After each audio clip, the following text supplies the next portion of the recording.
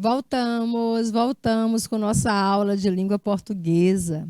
E hoje estamos falando sobre infográfico. Infográfico, como já vimos na primeira aula, é um texto que resume informação com imagens, certo? E essa mistura de informação com imagem torna a leitura mais dinâmica e torna o texto mais explicativo. Ou seja, é um texto facilitador de compreensão, um texto fácil de ser compreendido por todos. Então, vamos continuar falando de infográfico. Agora vamos ver os elementos composicionais do infográfico, como é que ele se compõe, não é isso? Ou seja, o que é que a gente observa que são apresentados na composição do infográfico. Primeiro, todo infográfico ele é formado por ícones. Ícones. O que são ícones? Ícones são imagens, tá bom? Ícones são as imagens, são símbolos, na verdade. Os ícones são símbolos que têm uma representação direta. Aqui, por exemplo, né, esse ícone aqui, olha, que você está observando, ele é, na verdade, um logotipo da rede de observatório da segurança. Então, onde você vir esse ícone, você já associa ao logotipo, a uma imagem que representa essa rede de observatórios de segurança, tá bom? Todo infográfico precisa de título. Vamos lá. Cadê o título? Aqui, olha. O título. Racismo, motor da violência. Um ano da rede de observatórios da segurança. Então, você já sabe que o texto vai falar de racismo. Racismo, motor da violência. O racismo, gente, move a violência. Um ano da rede de observatórios da segurança é o nome da ONG ou da empresa, tá bom? Que gerou esse infográfico. Aí vem o texto, né? O texto geralmente são textos curtos. Textos curtos, sintetizados, mas com bastante informação. Aí você lê. Casos monitorados por tipo de evento, né? O Observatório de Segurança monitorou alguns casos em tipos de evento, como é que acontece o racismo. Aí vem a informação, vem mais informações em percentual de junho de 2019 a maio de 2020. Ou seja, o observatório monitorou por quase um ano a violência racial no Brasil. Violência que acontece em decorrência do racismo, para mostrar o quanto o racismo mata as pessoas, tá bom? Casos monitorados por tipo de evento em percentual de junho de 2019 a maio de 2020. Aí aqui estão os números. Todo infográfico também tem o fundo, ó, esse plano aqui, esse plano cinza, né? Esse plano cinza é o fundo do infográfico. Ele também apresenta números, apresenta ilustrações, sempre traz ilustrações, apresenta o gráfico, olha só, isso aqui são gráficos, né? Os gráficos, olha, essa roda é um gráfico diferente, dinâmico, certo? Para chamar a nossa atenção. E no gráfico tem que ter a legenda. A legenda é isso aqui, ó, é o que vai dizendo sobre cada um desses números. Então, tem os números, tem o gráfico e tem a legenda. E agora vamos fazer a leitura desse gráfico que foi publicado agora, né? Que, aliás, que foi o monitoramento feito pela rede de observatórios da segurança, mostrando os eventos racistas no Brasil e as consequências dele durante um ano de monitoramento. Vamos lá. Durante o tempo em que foi monitorado a violência contra pretos no Brasil, foi constatado que, eu vou começar do menor para o maior, tá bom? Vamos fazer a leitura nesse sentido aqui, ó. Vamos fazer a roda girar nesse sentido. Então, o menor crime, né, de racismo, menor crime de racismo que acontece no Brasil é o crime de racismo e de injúria racial. Racismo e injúria racial é quando a pessoa usa da cor da pele de outra pessoa para poder fazer maus tratos, né? Para poder falar agressões, fazer agressões verbais. Então, racismo e injúria racial representa 0,4% dos crimes de racismo que aconteceram dentro de um ano no Brasil. Quer dizer, de 100%, né? De 100% de crimes de racismo que aconteceu no Brasil durante de junho de 2019 a maio de 2020, 0,4% foi racismo e injúria racial. Racismo mesmo, quando pessoas têm raiva de preto, quando pessoas têm fobia de preto, né? Injúria racial é quando as pessoas xingam os pretos, quando as pessoas julgam os pretos porque eles são simplesmente pretos.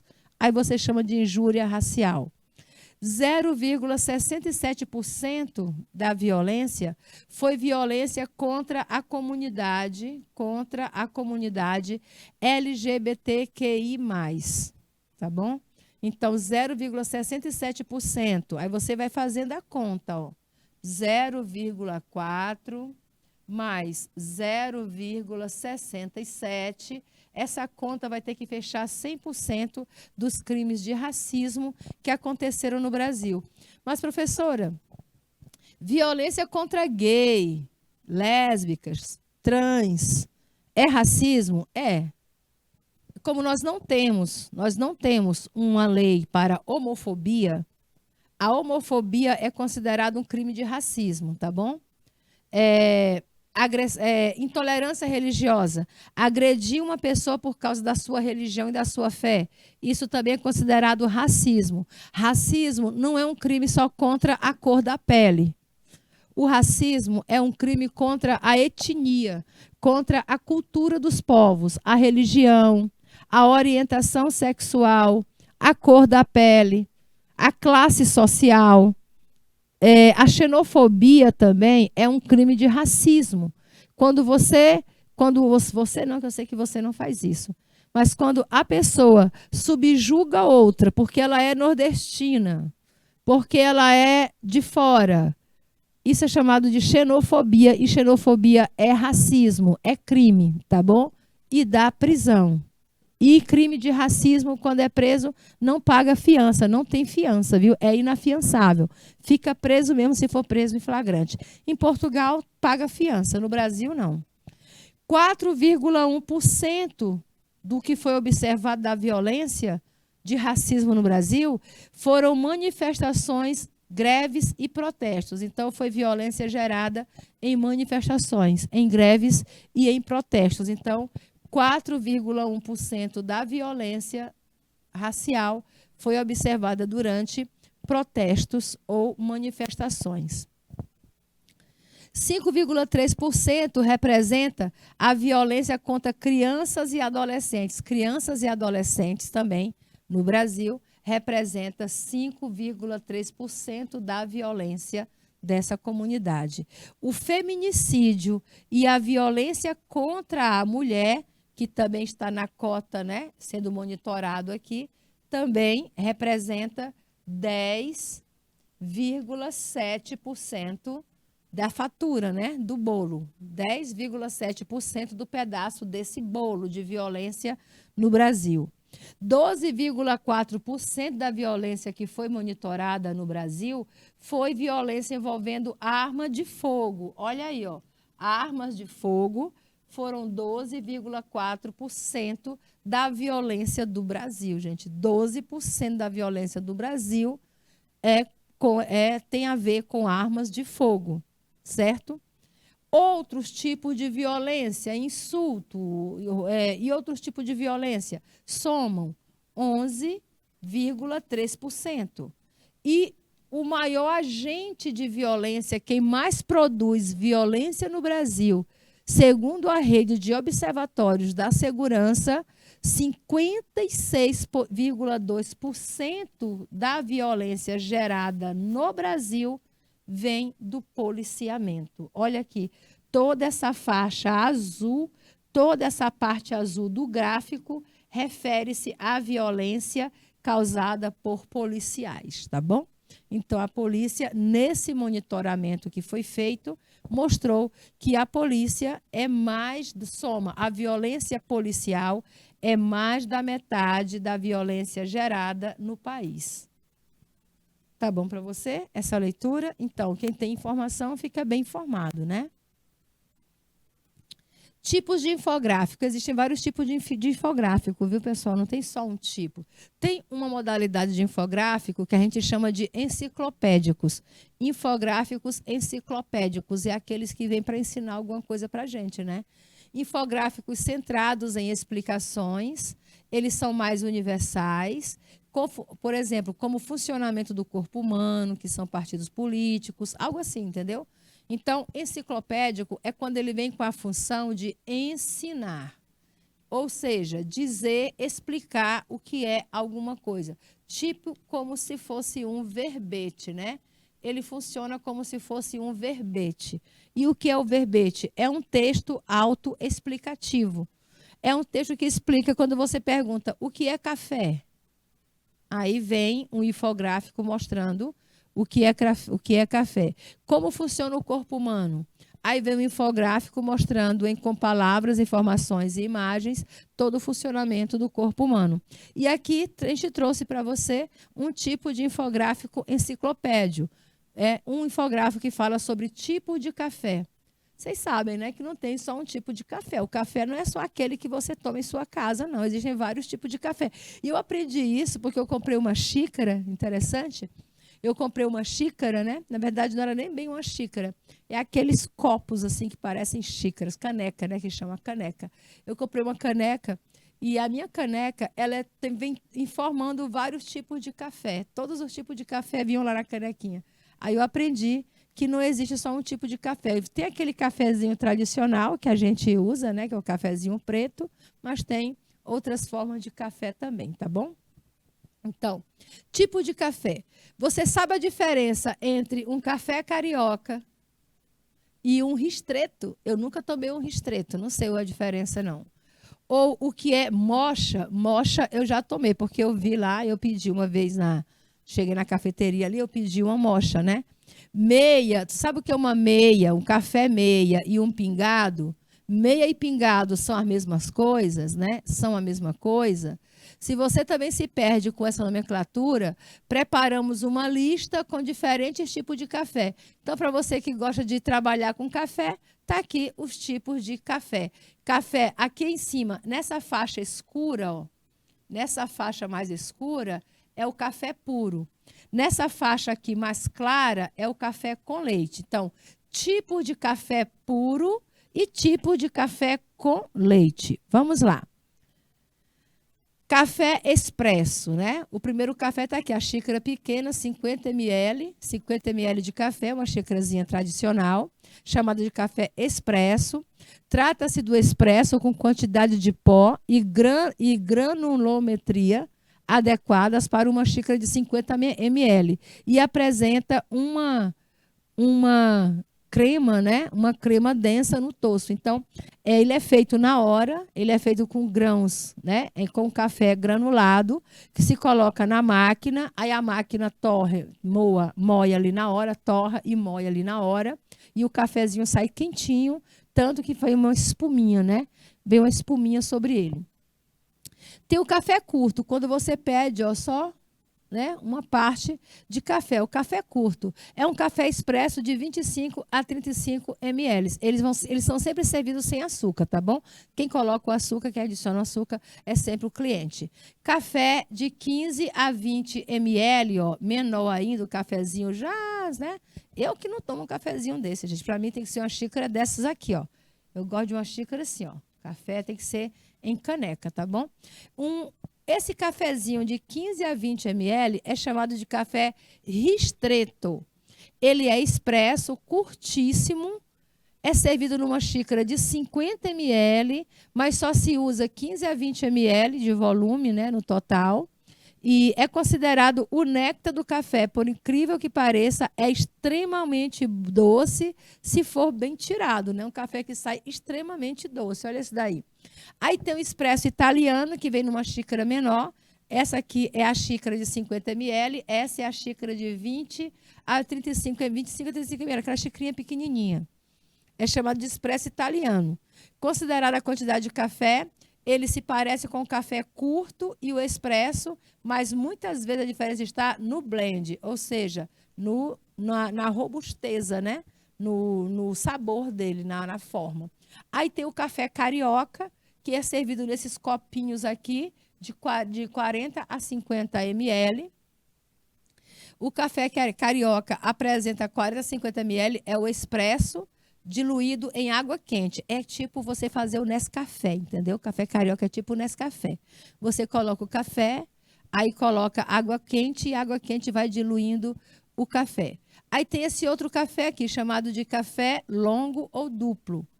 Ele também é diluído em água quente, ó, café longo ou duplo, ele também é diluído em água quente, só que numa menor quantidade de água, né? Menor quantidade de água quente, fica um café bem forte. Pouca água, fica um café bastante forte. E tem o cafezinho de 50 ml, que é o café filtrado, esse aqui é o mais comum, é aquele que a gente toma bastante, né? O café coado, que lembra a nossa infância. Geralmente ele é servido doce, mas isso não é uma regra. Trata-se de um café bem concentrado, que é filtrado e servido na xícara. Então, isso aqui é o que a gente toma no nosso dia a dia. E aqui os tipos de café com leite. Café com leite, o tradicional, metade da xícara é café, metade é leite. Não é o meu caso. Eu gosto mesmo de café puro. Tem o café mocha. Olha o café mocha como é interessante. Ele é composto assim, ó. Ele tem uma calda de chocolate. Depois você acrescenta uma quantidade de leite. Aí você coloca café com leite e espuma de leite. Ou seja, a quantidade de café no café mocha é só para sentir de leve o sabor. Ele fica assim parecendo um suco de café, tá bom? Ele é cremoso, ele assim como ele tem essa espuminha, né? Ele é cremoso, tá bom? Mas é uma mistura de chocolate com café. E não é o café puro, já é o café diluído no leite. Aí tem o café cappuccino. Esse é muito conhecido, né? O cappuccino. Ele tem o café tradicional, ó. Coloca-se o café e o leite vaporizado, o leite mesmo fervendo ali, e por cima coloca a espuma de leite. O que é espuma de leite, professor? É o chantilly, tá bom? A espuma de leite é chantilly, ó. Esse aqui também, a última camada, é o chantilly. E aqui também o cappuccino é servido com chantilly. E esse é o cappuccino italiano. O cappuccino tradicional, ele vem com café, aí vem o leite quente aqui por cima, aí você coloca o chantilly e por cima do chantilly você pinga assim uns canelinha em pó. Você pega canela e coloca sobre a espuma do chantilly. Uma delícia. O café pingado é assim, ó, é 100 ml de leite, 100 ml de leite e uma gota de café, né? Você coloca só um triscado de café, por isso que é o café pingado. É um copo de 100 ml cheio de leite e você pinga um pouquinho de café. Isso é mais para pessoas que têm dificuldade, né? Para lidar com a bebida café, que o café é uma bebida realmente forte. Tem o café médio, ou também chamado de café cortado. Ele é um pouco de café, aí vem o leite quente e por cima aqui a espuma do leite, que é o chantilly, tá bom? E por fim, tem o café macchiato. O macchiato, ele é a xícara quase toda de café preto e por cima apenas um pouco de chantilly. Esse eu gosto também. Aliás, eu gosto de todo tipo de café. Eu amo café, vocês gostam? Eu adoro café. E tá aqui, ó, o infográfico enciclopédico é aquele que nos traz informações sobre um determinado assunto. Ele praticamente nos dá uma aula, né? Você lê o infográfico desse aqui, eu vou fazer assim, eu vou pegar esse infográfico, vou fazer isso.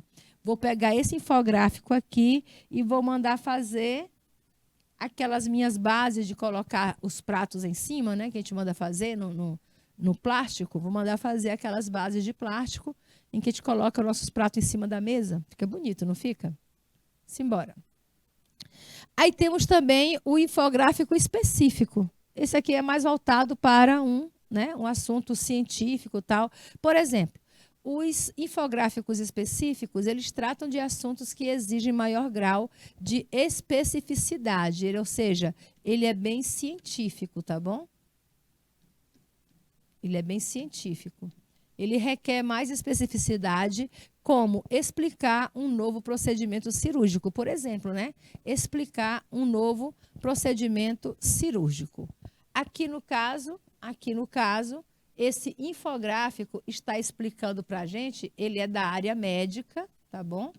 É o infográfico da área médica. E ele vem explicando 5 fatos que você deve saber sobre câncer de ovário.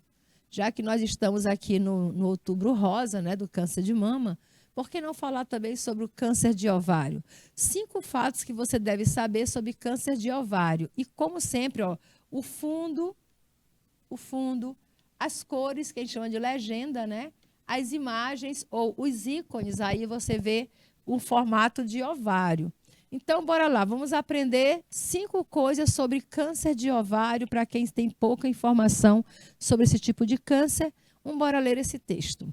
Esse texto foi produzido por uma das maiores empresas de remédios do mundo, né, que é a Roche. É também produzido pela Oncoguia, da Oncologia, certo? Realização Oncoguia e o apoio do laboratório Roche, um dos maiores laboratórios farmacêuticos do mundo, tá bom? Aqui você vê imagem de mulheres, claro, né? Câncer de ovário é propriamente para mulheres. Aí você tem aqui, olha, um estetoscópio. Eita, isso daqui me dá um trava-língua. 250 mil mulheres diagnosticadas em todo o mundo. Olha só, nesse ano que foi feito esse infográfico, 250 mil mulheres foram diagnosticadas com câncer de ovário em todo o mundo. Toda mulher corre o risco de ter câncer de ovário. Claro, né? Se mulher tem ovário, então quem tem ovário tem possibilidade de ter um câncer de ovário, infelizmente. O descobrimento em fase tardia atrapalha o tratamento. Conscientize-se e faça exames regularmente. Então, uma das possibilidades da pessoa sobreviver ao câncer de ovário é o descobrimento antecipado da doença, tá bom? 90%, né, das mulheres, quanto antes descoberto, maiores as chances de sobrevivência. 90% das mulheres têm possibilidade de sobreviver por mais de 5 anos. Quando fala sobreviver por mais de 5 anos, não quer dizer que com 6 anos ela vai morrer de câncer, não. Quer dizer que, dentro da média observada de mulheres que tiveram câncer de mama, a média de idade é de até 5 anos, né? Então é só uma média, viu? Ou seja, 90% das mulheres que têm câncer de ovário têm condições de sobreviver por mais de 5 anos. Mas não quer dizer que ela vai morrer aos 6 anos. Ela pode viver 5, 10, 15, 20. Toda a vida dela, tudo que ela tem para viver ainda, ela pode viver sem voltar ao câncer. Isso se for tratado cedo, certo? E o exame que detecta, né? O exame que detecta o câncer de ovário é o exame chamado Papa Nicolau. O exame Papa Nicolau, ele detecta o câncer de ovário. Aliás, diz assim, ó, o exame de Papa Nicolau não detecta o câncer de ovário, ao contrário, não detecta. Apesar de encontrar alterações pré-cancerosas nas células do útero, ele não encontra o câncer de ovário. Fique atenta, tá? Mas ainda assim é o exame preventivo. Por quê? Porque se aparecer alguma alteração nas células do útero, é claro que o médico vai fazer biópsia, e aí a biópsia é que vai realmente confirmar se aquela alteração provém de câncer ou não. Vocês conhecem os sintomas? Vocês que são mulheres conhecem. Olha, gente, câncer é uma doença assintomática. Eu tive câncer de mama e antes de ter tido câncer, eu não tive sintoma nenhum. Só que um dia eu acordei, fui tomar banho, e aí no banho eu faço o autoexame e encontrei um nódulo na mama. E suspeitei que era um nódulo diferente, parecia um grão de arroz que tinham colocado dentro da minha mama, né? Bem durinho assim. Aí aquilo já me deixou atenta. E eu cuidei, cedo, e aí, ó, estou com mais de 10 anos sem câncer. Então, é isso. Isso é porque, vai sobreviver 15 anos, né? Não, você sobrevive o tempo que você tiver que viver, contanto que você cuide da sua saúde. Mas existem, sim, algumas pistas aí para você desconfiar que esteja passando com algum problema no ovário. Então, se você tem esses sintomas, ó, se você sofre desses sintomas, já fica alerta, tá? Já estou avisando aí a mulherada que sofre, né, algum tipo de sintoma. Olha, primeiro, aumento do volume abdominal, inchaço, né? A região do abdômen fica inchada. Parece o tempo todo que você está querendo fazer xixi, mas não está, fica assim inchada. É um sintoma de câncer de ovário. Dificuldade para comer, sensação de plenitude. Você se acha o tempo todo cheio, você não consegue comer porque está sempre cheia. Dores, gente, dor abdominal, abdominal na região da barriga, né? Dor no abdômen, região da barriga. Você fica com dor de barriga. Eu estou com dor de barriga, eu estou com dor de barriga. Gente, dor de barriga é um aviso de que alguma coisa está errada. Procure o médico. E dor pélvica. Dor pélvica é na região das genitálias femininas, tá bom? É na região genital. Então, se você sente dores abdominais, dores pélvicas, dores aqui em torno da região da genitália, então procura o médico, porque não é um bom sinal.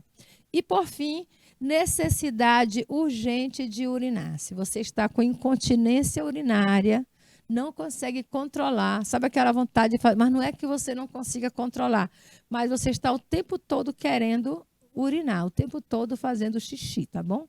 Aí já é um sinal também, de que alguma coisa não está correta, né? De que algo não está correto aí no seu, com o ovário. Então, se você sente alguns desses sintomas, procure seu médico. Tá aí um infográfico explicativo, ilustrativo, que deixa a gente simplesmente informado sobre um determinado assunto. De repente, você poderia passar o dia inteiro lendo um monte de matérias, né, de textos sobre câncer de ovário.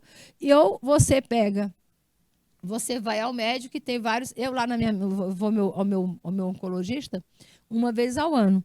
E toda vez que eu vou lá, eu pego tudo quanto é panfleto que tem lá em cima das mesas e trago, porque não são panfletos, são, na verdade, infográficos, tá? Eles vêm cheios de informações. Eu adoro, guardo, leio, passo para frente, que as pessoas não gostam de ler, mas eu adoro ler infográficos. Característica do infográfico. Vamos lá. Primeiro, o título do infográfico, ele sempre surpreende a gente. É um título incomum. Por exemplo, olha o título desse infográfico aqui. Aqui é um infográfico nutricional, tá? Infográfico nutricional. O título: conheça as características nutricionais dos minerais presentes no mingau. Chama sua atenção. Olha aí. Eu vou agora conhecer características nutricionais dos minerais presentes no mingau. Minerais, quais são? Né, os minerais que estão presentes no mingau. Então, o título é sempre surpreendente porque ele é chamativo. A ideia dele é realmente atrair, a ideia aqui é atrair a atenção do leitor. Atrair a atenção do leitor. Pelo título, né, já chama mais para você, o título chama para que você leia o infográfico. Mais característica: ele apresenta dados estatísticos. Esse aqui não apareceu, mas geralmente ele apresenta muitos números, né? Dados estatísticos são números. Eles também aparecem em tamanho gerenciável, um tamanho que você possa manusear. Gerenciável quer dizer que você manuseia bem o infográfico. Outro: uso de gráficos, de tabelas, de representações pictórias. Representações pictórias são imagens, tá bom? Pictórias de dados, né? Imagens, como você está vendo aqui, ó. Coração, né? Aqui tem um coração, aqui também. O que faz bem, o que faz mal. Tá aqui algumas imagens pictórias aí representando. O que mais? Foco em um tema. O infográfico, gente, ele não trabalha vários temas. Ele geralmente traz um tema e é sobre ele que vai ser falado o tempo todo o texto. O texto é todo curtinho, ó, texto curto, muita imagem, pouco texto e muita informação. O espaços, né? Espaços em brancos aparece, às vezes não é em branco. Esse espaço em branco, na verdade, é o fundo do infográfico. Pode ser branco, pode ser rosa, pode ser azul. E a linguagem é multimodal, ou seja, ela tem várias formas de expressões. A principal dela é o uso da linguagem verbal e da linguagem não verbal. Usa a linguagem verbal e usa a linguagem não verbal. Bora ler, eu adoro ler, gente. Estamos aqui para ler, né? Se não fosse para ler, a gente não teria colocado esses textos aqui tão bonitos à nossa frente. Se não é para ler, não estraga. Conheça as características nutricionais dos minerais presentes no mingau. Eu vou confessar a vocês, eu tenho muita dificuldade em comer mingau. Eu não consigo, gente. Teve uma época que eu tive que me alimentar de mingau. Foi o pior tempo da minha vida. Foram 15 dias sofridos. Então, vejam só. O zinco, o mineral, né? Zinco. Zinco faz bem à saúde. Zinco aumenta a nossa imunidade, sabia? O zinco desempenha um papel vital para a síntese proteica e ajuda na regulação da produção de células no sistema imunológico do corpo humano. Falei, ó, imunológico, aí, ó. O zinco, ele protege muito, né, na imunologia. O ferro, tá aqui. Ferro também você encontra no mingau. Ferro. O ferro fornece oxigênio vivo aos sistemas orgânicos e atua na produção de glóbulos vermelhos. É importante para a redução da anemia, ferropriva ou crônica. Também ele reduz anemia na gravidez ou pré-dialística. Alivia tosse, entre outras complicações. Eu não sabia que o mingau era bom para tosse. Zinco de novo, né? O zinco. O zinco é parte importante no funcionamento adequado do sistema digestivo e imunológico. Esse mineral atua no controle, olha aí para que serve o zinco, né? Ele atua no controle de diabetes, melhora o nível de estresse. Eu estou precisando de zinco. Estimula o metabolismo, isso é muito bom, porque facilita o nosso emagrecimento, né? Estimula o metabolismo energético, além de melhorar a cicatrização de acnes, que são essas espinhas do rosto, né? E feridas. Então, tá aí, ó, o zinco ajuda nisso tudo. E tem no composto do mingau. Mas aqui é um mingau de frutas, né? Tem kiwi, tem morango. Aqui, esses que são vegetais, né? Sementes, aliás.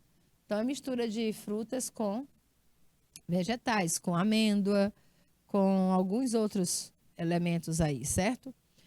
Os benefícios para a saúde do ferro se relacionam com o crescimento adequado do corpo humano e a manutenção da saúde robusta. Então, se você quer se proteger, aumentar a sua imunidade, controlar o seu metabolismo, cicatrizar melhor os ferimentos, consuma zinco e ferro, que você encontra no mingau.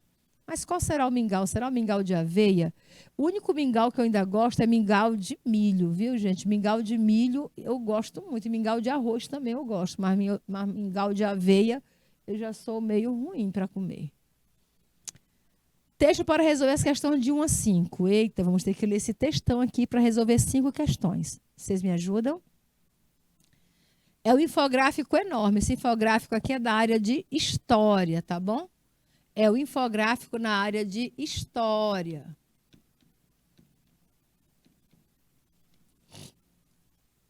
Bora estudar. Segurança Pública em Números, 2017, né? 2017.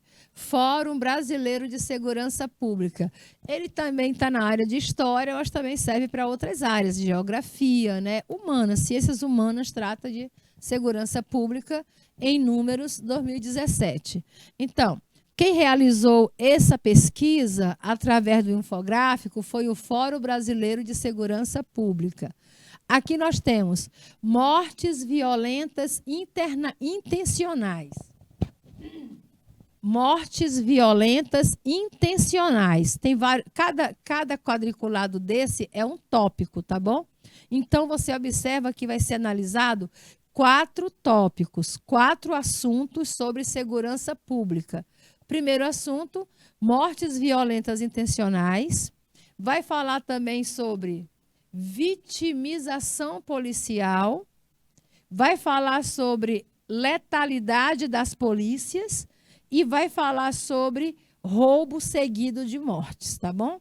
Então, dentro da segurança pública em números, esse gráfico, esse infográfico, vai destacar 4 tipos de violência. Mortes violentas intencionais, roubo seguido de morte, eu vou numerar para a gente fazer a leitura, tá? Então, o primeiro vai ser mortes violentas intencionais, roubo seguido de morte,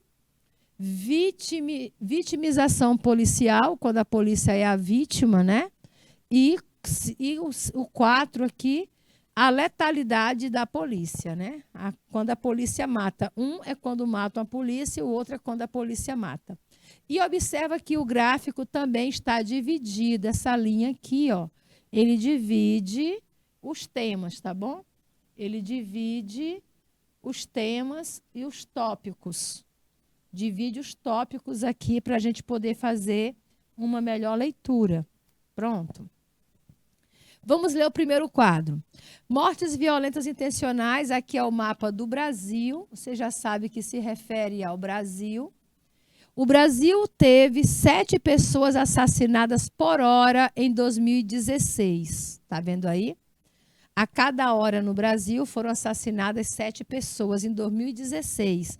61.283 mortes violentas intencionais, maior número já registrado no Brasil, até 2016. A gente não sabe como está hoje. Ou seja, o crescimento foi de 4% com relação ao ano de 2015, certo? 2015, a taxa foi de 29,7% da violência, foi de mortes violentas intencionais. E as mortes aconteceram, aqui são os estados mais violentos. Em primeiro lugar, Sergipe, foi onde mais se matou pessoas.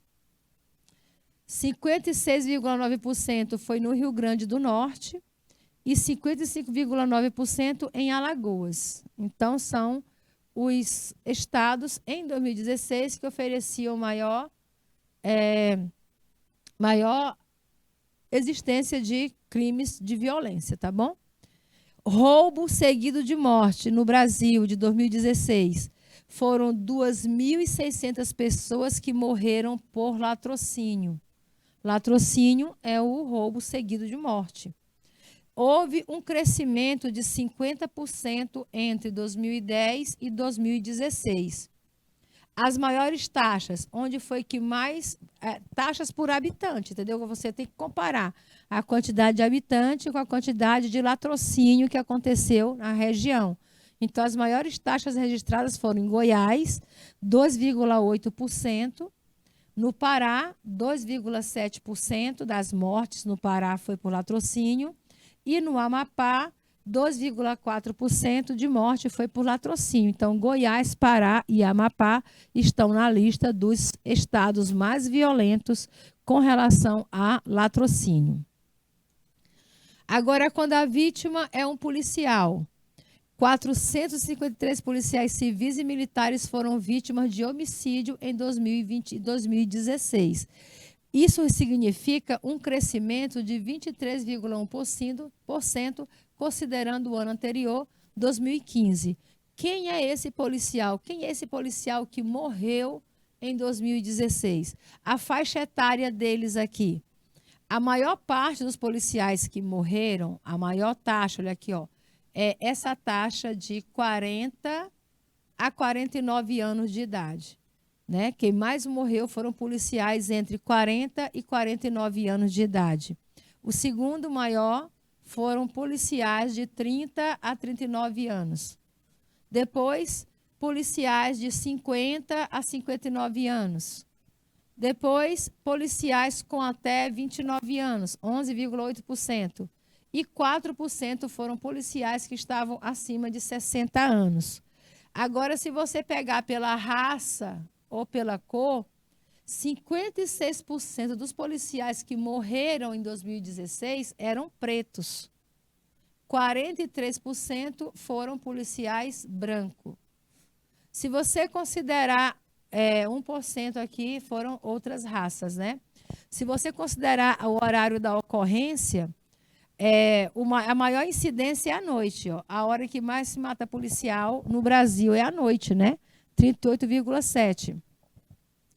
O segundo maior número, empate, né? Manhã e tarde está empatado aqui, ó, 23-23. E de madrugada, 14%. Se você considerar por sexo, homens e mulheres, claro, a maior parte dos policiais que são assassinados são homens. 98,2% desses 453 policiais eram homens. 1,8% desses policiais que foram vítimas de assassinato em 2016 eram mulheres. Agora vamos ver a letalidade das polícias, o quanto a polícia é letal no país. Olha, enquanto morreu 453 policiais em 2016, a polícia matou no Brasil 4.222 pessoas. 4.222 pessoas morreram em decorrência de intervenção de polícia civil e militar. Isso representa um crescimento de 25,8% com relação a 2015. 21.892 pessoas perderam suas vidas em ações policiais entre 2009 e 2016. 21 mil pessoas morreram em menos de 4 anos, né? Num período de 4 anos, a polícia matou quase 22 mil pessoas. O perfil das pessoas que mais sofrem a violência policial. 99% dessas vítimas são homens. 76% desses homens são pretos. E 81% desses homens, dessas pessoas mortas por policiais, têm entre 12 e 29 anos de idade. Nossa Senhora. Aqui uma síntese da violência no Brasil. Uma bomba atômica por ano, né? Uma bomba atômica por ano. Os mais de 61,2 mil assassinatos cometidos em 2016 no Brasil equivalem, em número, às mortes provocadas pela explosão da bomba nuclear que dizimou a cidade de Nagasaki em 1945 no Japão. Então, morre no Brasil, em um ano, o que se morreu no Japão durante o ataque com uma bomba atômica. Tempo para questão? Só 2 questõezinhas para a gente resolver. O texto lido pertence ao gênero entrevista, verbete de enciclopédia, infográfico, né? Quando você tem imagens e informações, você está trabalhando com o infográfico. De acordo com os dados do infográfico e análise, infere-se que, infere quer dizer, conclui, né? A gente chega a uma conclusão. Conclui-se que não houve aumento da violência entre os anos de 2015 e 2016, houve sim. Houve sim. Você vê que lá tem 23%, 25% de aumento. Então, o ano de 2016 foi mais violento do que 2015. Letra B.